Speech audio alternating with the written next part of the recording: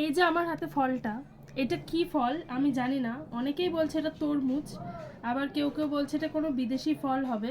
আমি এর আগে এই ফলটা কোনোদিন খাইনি, তো এটা আগে দেখি এটা কি আছে, মানে এর ভিতরটা কেমন দেখতে, তারপর আমি তোমাদের সাথে সেটা শেয়ার করছি। আর তোমরা যদি এই ফলটার কেউ নাম জেনে থাকো তাহলে সেটা আমাকে কমেন্ট করে জানিও। এটা কাটার পর আবার তোমাদের দেখাচ্ছি। না, এটা কাটি, ওপরটা খুব শক্ত, ভীষণ শক্ত ওপরের ছালটা।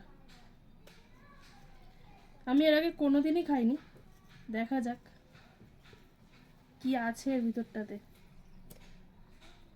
বাহ! তো এটা ভিতরটা পুরো অরেঞ্জ কালার। একটা ভাই বলছে যে এটা জাপানি মেলন, মানে আমাদের যেমন ওয়াটারমেলন তরমুজ সেরকম এটা নাকি জাপানে পাওয়া যায়, জাপানিজ মেলন। আমার কোনো আইডিয়া নেই, আমি ফার্স্ট টাইম এটা দেখছিও আর এটা ট্রাইও করব। এর ভেতরটা চলো দেখাই। এই দেখো, দেখতে আমার ফুটির মতনই লাগছে, কারণ ফুটির ভিতরেও এরকম দানাই থাকে, কিন্তু সবাই বলছে যে না এটা ফুটি নয়। তাও দানাটা ছাড়াই খেয়ে তারপর টেস্ট করে বলছি। এই যে কাটা রেডি হয়ে গেছে, এবার শুধু টেস্ট করার পালা। টেস্টটা আমি প্রথমে করি, তারপর ওদেরকে দিচ্ছি, ওরাও টেস্ট করে বলবে কেমন খেতে। আগে আমি খাই, আমি অরিজিনাল রিভিউটাই দেবো। দাঁড়াও, তোমরা কিন্তু নামটা বলবে।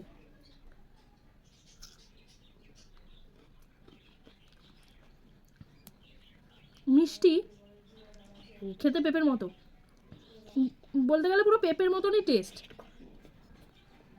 মিষ্টি মিষ্টি খেতে। একে জিজ্ঞাসা করি আগে কেমন লেগেছে তোর। 10-এর মধ্যে 5। ওই বলেছে যে একে জাপানিজ মেলন বলা হয়। তোর কেমন লেগেছে? অদ্ভুত। আমিও একে খুব একটা বেশি পয়েন্ট দিচ্ছি না। এর দাম আমি জানি না, এটা আমাকে একজন খেতে দিয়েছে, একটা দাদু বলেছে এটা খেয়ে দেখো। এটা খেয়ে যা বুঝলাম মোটামুটি পেঁপের মতন টেস্ট, তেলটা পুরো ফুটির মতন। যে ভাইটাকে দেখালাম ওই বলেছে এটা জাপানিজ মেলন। আর সব থেকে বড় কথা হচ্ছে ও বলছে আমি এটা কার্টুনে দেখেছি, ওরা খায়, আমি দেখেছি, আমি বলছি এটা জাপানিজ মেলন। তো আমি সত্যি সত্যি যখন এটাকে সার্চ করলাম, করে দেখলাম এটা জাপানিজ মেলন।